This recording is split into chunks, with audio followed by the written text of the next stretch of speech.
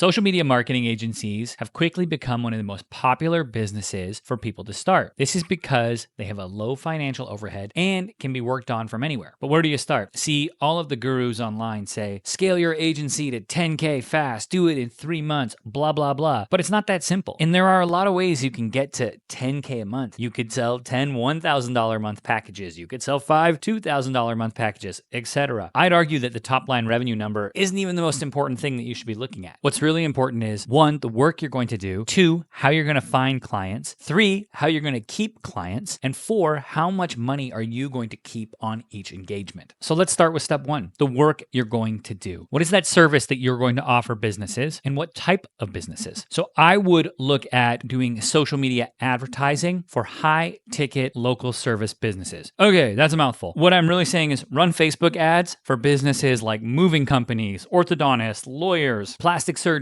etc. Because those businesses, if you can get them one client, that client is worth a ton of cash to them. So they are willing to pay and they're used to paying. They're probably already advertising. Maybe they're advertising on Google, but not on Facebook. Okay, that's a great business that you should contact and reach out to and say, hey, I'm going to scale, your meta ads. I'm going to run your meta ads and get you leads. That's the service that I would offer. That's something that you can go right away. And when you turn on your campaigns, you help them. Let's say you build, social media ads, and then you build some landing pages for lead capture for them, and you punch it into whatever CRM they use. A lot of these companies will already have a CRM. Awesome. You do that. And from day one that the ads go on, you're going to be able to provide value to them. So this is what I would do with social media. When you're a little bit farther along, then you can look at organic content. And when you start to work with bigger brands, organic content and social media management can be worth it. But for a lot of the local service businesses, they're going to see social media management as a cost center, not a profit center, where ads and their ad spend, they will directly see the ROI from. So I would be selling things that the business owners and operators of those businesses see as a profit center or something that is generating sales for them. Social media ads, that's the best place to start, in my opinion. But how do you find clients, right? Number 2, the second part of this equation. Well, the quickest way to find clients is to 1, get involved with your actual local community. 2, go to Google, look for businesses that are advertising in other places. Maybe they're doing events, maybe they're advertising on Google, but then they aren't, or they have a poor Facebook presence. Those are businesses that you should reach out to or look to connect with the operators of those businesses. And you can do this by reaching out to them on LinkedIn or, hey, heaven forbid, giving them a phone call. 3, looking at local events that they might be at, conferences that these types of owners would attend, and actually going to those events, making connections, and going from there. Also, when you're looking at clients and where to find clients, it's important to look at the clients you don't want to find. This might sound stupid, but there is an addition by subtraction component to running an SMMA. You don't want to work, in my opinion, with restaurants and businesses that are on super thin margin as it is, because restaurants have no money. They don't have money cash flow for marketing. They're going to give that to their manager to just run their social. It's not going to be profitable for them to run social media ads most times. So I would be looking at what are these high ticket, quote unquote, boring businesses that you can come in and help them run their ads, generate leads for, and stay away from the low ticket businesses. Things like restaurants, I would definitely stay away from. So you figured out your service, you've got a client. How do you keep clients around? This is something that a lot of social media marketing agency owners struggle with. They talk about massive churn and always needing to find new clients. This is a symptom of this industry, and it's something I'm going to say here that other people are going to push back against, I'm sure. But a large reason that you're losing clients, or that social media marketing agency owners are losing clients, is because they took some course. Now they think they can go find a client, outsource the entire operation offshore, and then walk away and let it run itself. And in reality, that's not how this game works. You need to be involved with your clients, or you need to have somebody who you are paying locally who understands the cultural nuances of United States, Canada, UK, wherever you are, and can actually speak to the client, can actually do quality assurance on the work. It's absolutely huge. And I say this because keeping clients is about delivering a service that that business owner sees as worth it, or that operator sees as worth it. And when there are spelling mistakes, when there's missed nuances, there's things like that will cause a business owner, they see their business or they see an ad go out and it's sloppy because that business owner of the SMMA has punted their entire operation to somebody else who's not the owner of the business, not invested, who's just there to try to pump out ads or pump out video or whatever it may be. If you don't have that quality assurance person on your side, you're going to get fired. The client's going to come out. They're going to say, you know what? I can't have my business represented like this with spelling mistakes and sloppy errors. They're going to can you. They're going to look for somebody else. And in my experience, business owners have actually been willing to pay a little bit more to pay for local teams. They like it. They want to actually meet people. They want to be on Zoom calls, and they want to make sure that they can actually get in contact with the people working on their accounts. So instead of racing to sign a client and then just ship it all offshore and try to make a healthy margin, I want you to think about maximizing the lifetime value of the customer, not the margin of the sale. This is the different thinking. Get out of the 1 month, 2 month, 3 month thinking. Start to think in years. How could you keep these clients around for years? And it's going to be through great customer service. It's going to be through being available. It's going to be through delivering high quality marketing. That's the only way this thing works. And it works when you actually grow a client roster and you're not always chasing the